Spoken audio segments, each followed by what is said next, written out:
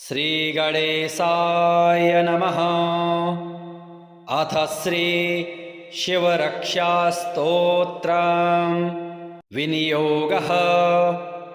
अस्य श्री शिवरक्षास्तोत्रमन्त्रस्य याज्ञवल्क्य ऋषिः श्री सदाशिवो देवता अनुष्टुप् छन्दः।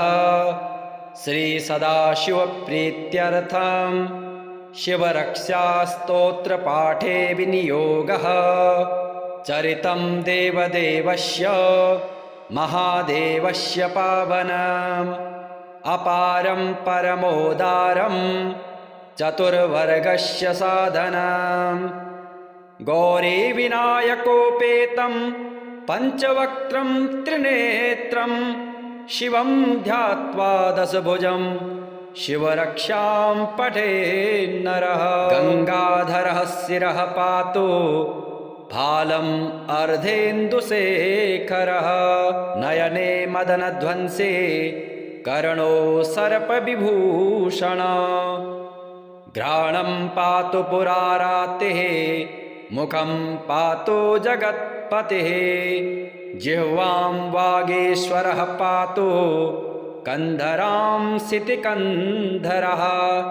श्रीकण्ठः पातु मे कण्ठं स्कन्धौ विश्वधुरन्धरः। भुजौ भूभारसंहर्ता करौ पातु पिनाकधिक्। हृदयं शङ्करः पातु जठरं गिरिजापतिः। नाभिं मृत्युञ्जयः पातु कटिं व्याघ्राजिनाम्बरः।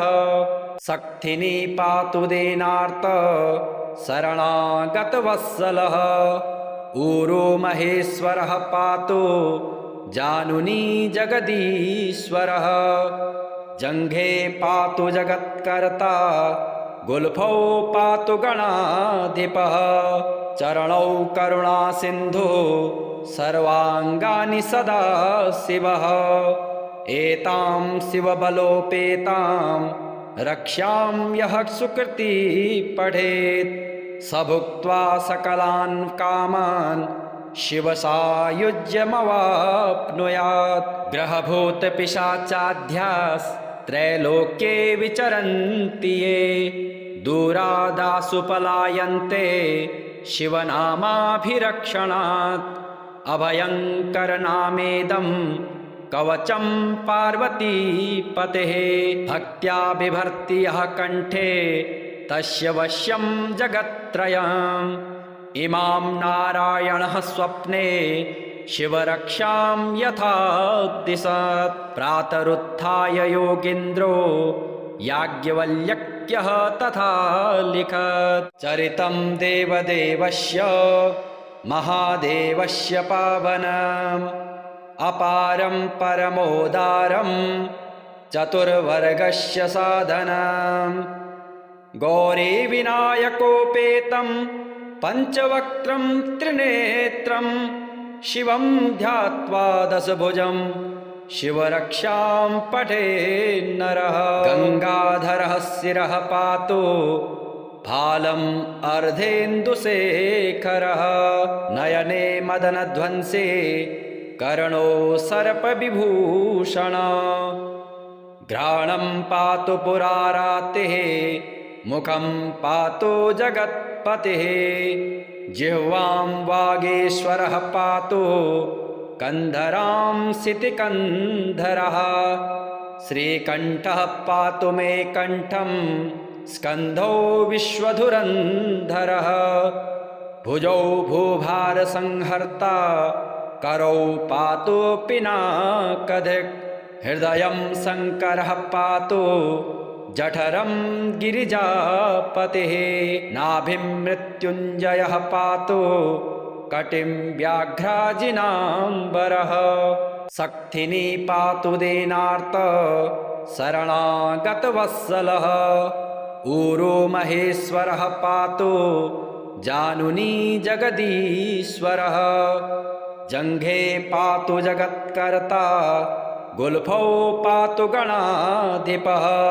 चरणौ करुणासिन्धुः सर्वाङ्गानि सदा शिवः एतां शिवबलोपेतां रक्ष्यां यः सुकृती पठेत् स भुक्त्वा सकलान् कामान् शिवसायुज्यमवाप्नुयात् ग्रहभूतपिशाचाध्यास्त्रैलोक्ये विचरन्ति ये दूरादासु पलायन्ते शिवनामाभिरक्षणात् अभयङ्करनामेदं कवचं पार्वतीपतेः भक्त्या बिभर्ति यः कण्ठे तस्य वश्यं जगत्त्रयम् इमां नारायणः स्वप्ने शिवरक्षां यथा दिशत् प्रातरुत्थाय योगीन्द्रो याज्ञवल्क्यः तथा लिखत् चरितं देवदेवस्य महादेवस्य पावनम् अपारं परमोदारं चतुर्वर्गस्य साधनम् गौरीविनायकोपेतं पञ्चवक्त्रं त्रिनेत्रं शिवं ध्यात्वा दशभुजं शिवरक्षां पठेन्नरः गङ्गाधरः शिरः पातु भालम् अर्धेन्दुशेखरः नयने मदनध्वंसे कर्णो सर्पविभूषण घ्राणं पातु पुरारातिः मुखं पातु जगत्पतिः जिह्वां वागीश्वरः पातु कन्धरां सितिकन्धरः श्रीकण्ठः पातु मे कण्ठं स्कन्धौ विश्वधुरन्धरः भुजौ भूभारसंहर्ता करौ पातु पिनाकधिक् हृदयं शङ्करः पातु जठरं गिरिजापतिः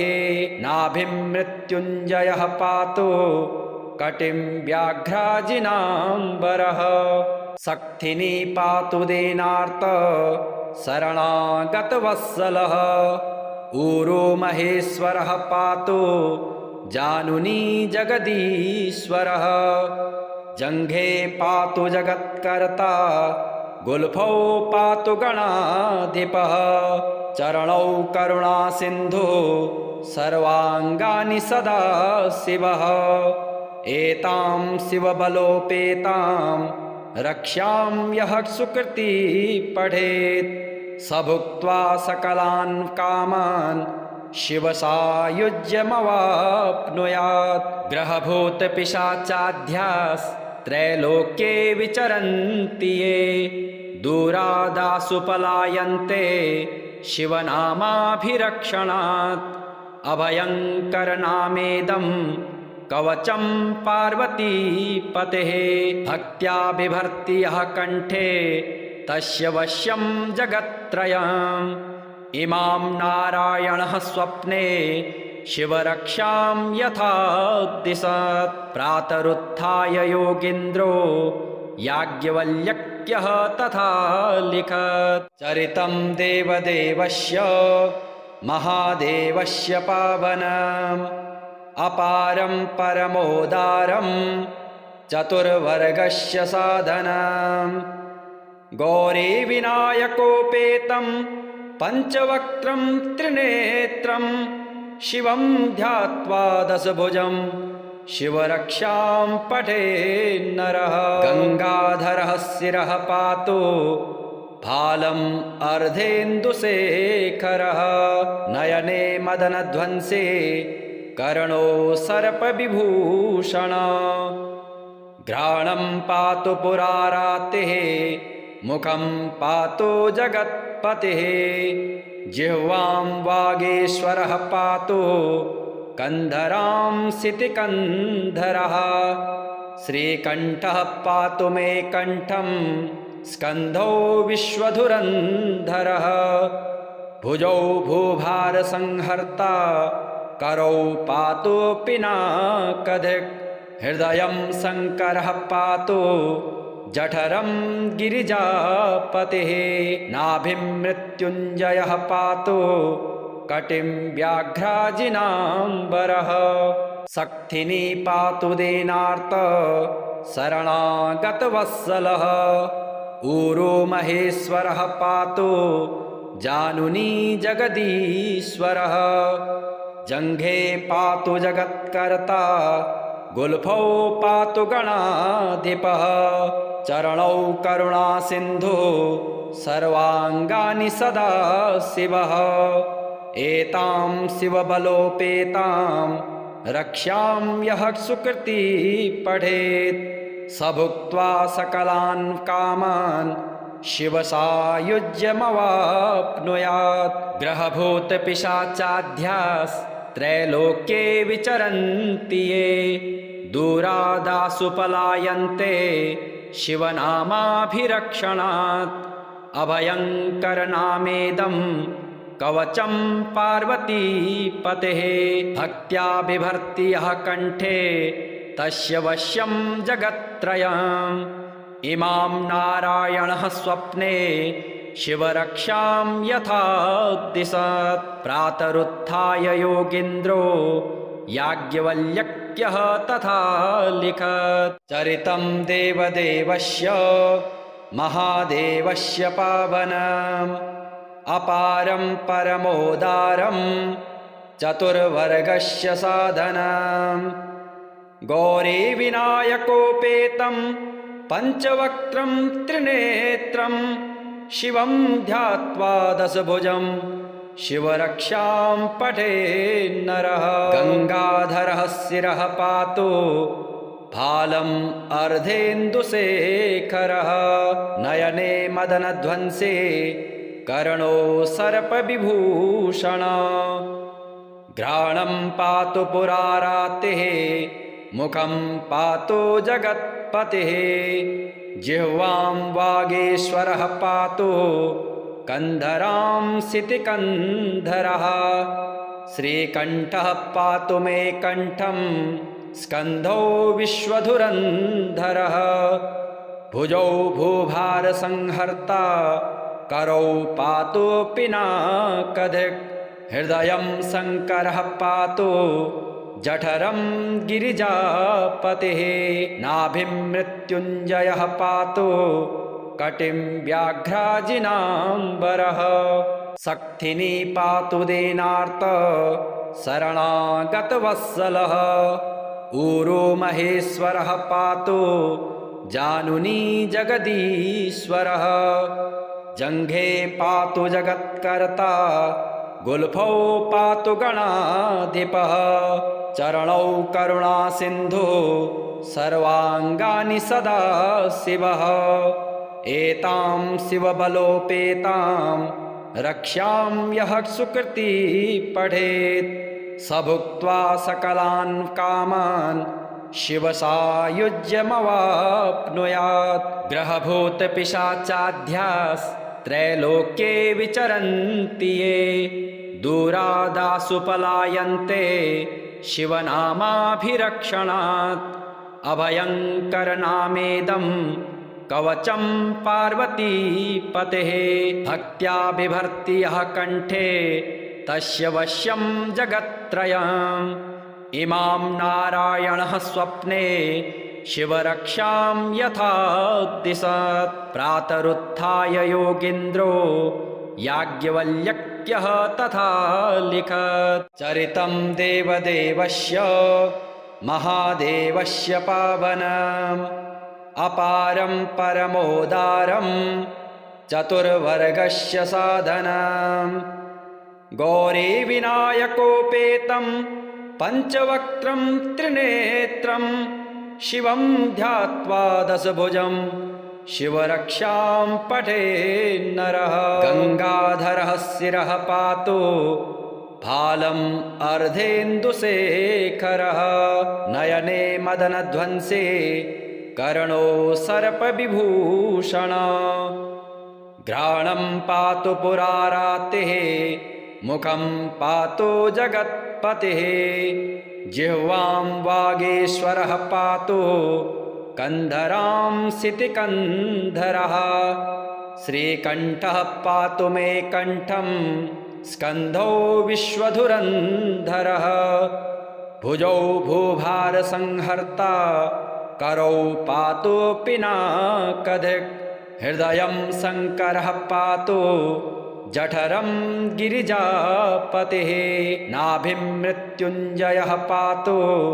कटिं व्याघ्राजिनाम्बरः सक्थिनी पातु दीनार्त शरणागतवत्सलः ऊरो महेश्वरः पातु जानुनी जगदीश्वरः जङ्घे पातु जगत्कर्ता गुल्फौ पातु गणाधिपः चरणौ करुणासिन्धु सर्वाङ्गानि सदा शिवः एतां शिवबलोपेतां रक्ष्यां यः सुकृती पठेत् स भुक्त्वा सकलान् कामान् शिवसायुज्यमवाप्नुयात् ग्रहभूतपिशाचाध्यास्त्रैलोक्ये विचरन्ति ये दूरादासु पलायन्ते शिवनामाभिरक्षणात् अभयङ्करनामेदं कवचं